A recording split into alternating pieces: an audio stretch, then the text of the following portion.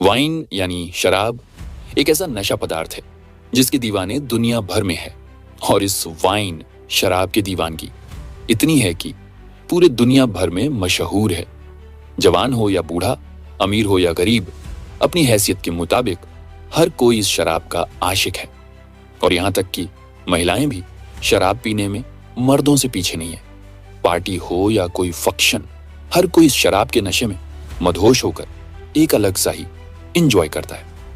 Club हो या बार या किसी कपल को एक दूसरे से प्यार करना हो या जिस्म संबंध बनाना, अपना घर, अपनी वाइफ, यहाँ तक कि अपनी लाइफ को भी भूल जाता है। तो दोस्तों, क्या आपने कभी सोचा है ये वाइन यानी शराब कहाँ से आया है, किसने बनाया है? तो चलिए आज हम आप सबको वाइन की फैक्ट्री में लेकर चलते हैं। वीडियो में अंत तक बने रहिए।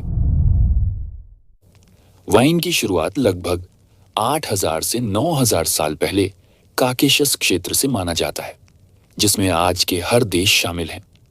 पहले सही अंगूर का चुनाव, ग्रेप सिलेक्शन, वाइन की आत्मा होती है। इंग्लिश वाइन बनाने के लिए खास तौर पर इन ग्रेप वैरायटीज का इस्तेमाल होता है। शार्डोने, पिनो नोयर, पिनो म्यूनिए, बाकस। ये अंगूर ठंडे मौसम में भी अच्छे से पकते हैं और इनमें एसिडिटी बहुत बैलेंस्ड होती है। हार्वेस्ट यानी कटाई अक्सर सितंबर से अक्टूबर के बीच की जाती है। अंगूरों को या तो हाथ से तोड़ा जाता है या मॉडर्न हार्वेस्टिंग मशीन से। Hand picked grapes premium wine के लिए इस्तेमाल होते हैं। अंगूरों की सॉर्टिंग और क्लीनिंग कटाई के बाद अंगूर सीधे वाइनरी लाए जाते हैं। यहां सबसे पहले होता है सॉर्टिंग प्रोसेस। खराब, सड़े या कच्चे अंगूर अलग कर दिए जाते हैं। सिर्फ हेल्थी और राइप ग्रेप्स आगे की प्रक्रिया में जाते हैं। इसके बाद अंगूरों को हल्के पानी से धोया जाता है ताकि मिट्टी और धूल हट जाए। अंगूरों 100 को क्रशिंग मशीन में डाला जाता है। ये मशीन अंगूर को हल्के से दबाती है ताकि उसका जूस निकल जाए, लेकिन बीज ना टूटे। अगर बीज टूट जाए तो वाइन कड़वी हो सकती है। व्हाइट वाइन के लिए अंगूरों को तुरंत प्रेस किया जाता है। रेड वाइन के लिए अंगूरों के छिलके जूस के साथ रखे जाते हैं, जिससे रंग और फ्लेवर आता है। फर्मेंटेशन, वाइन की आत्मा। अब आता है सबसे जादुई प्रोसेस, फर्मेंटेशन। अंगूर के जूस को टेम्परेचर कंट्रोल्ड स्टील टैंक्स में डाला जाता है। यहां नेचुरल या सिलेक्टेड यीस्ट डाली जाती है। अंगूर की शुगर को अल्कोहल में बदल देती है। फर्मेंटेशन आमतौर पर 7 से 21 दिन तक चलता है। इस दौरान टेम्परेचर, शुगर लेवल और एसिडिटी लगातार मॉनिटर की जाती है। यही प्रोसेस जूस को अल्कोहल में बदल देता है। फर्मेंटेशन के बाद वाइन अभी पूरी नहीं होती। अब उसे एजिंग के लिए रखा जाता है। इंग्लिश वाइन को कई महीनों से लेकर कई सालों तक रखा जाता है।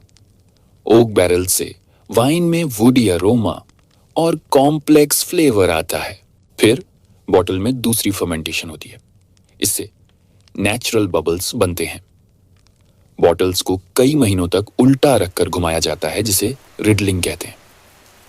फिल्ट्रेशन और बॉटलिंग एजिंग के बाद वाइन को फिल्टर किया जाता है ताकि इम्प्यूरिटीज निकल जाएं।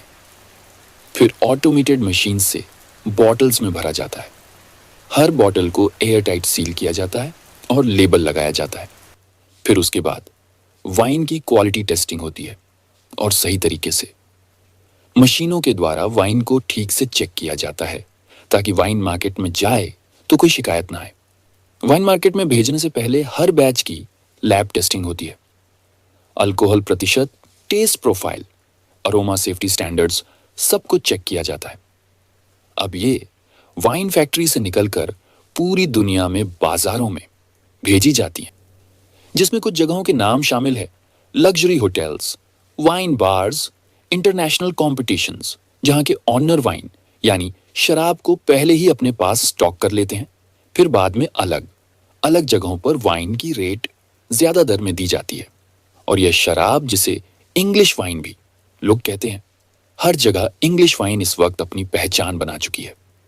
और यही हम अगर कच्चा शराब यानी देसी दारू की बात करें तो सर्च के मुताबिक देसी दारू भी कई प्रकार से बनाया जाता है, जिसमें महुआ के फूल से देसी दारू बनाने की क्रिया बहुत ही मशहूर है। महुआ के फूलों में प्राकृतिक शुगर होती है। जब इन्हें पानी में मिलाकर कुछ दिन रखा जाता है तो यीस्ट, खमीर, शुगर को अल्कोहल में बदल देता है। इसी से महुआ वाइन बनती है।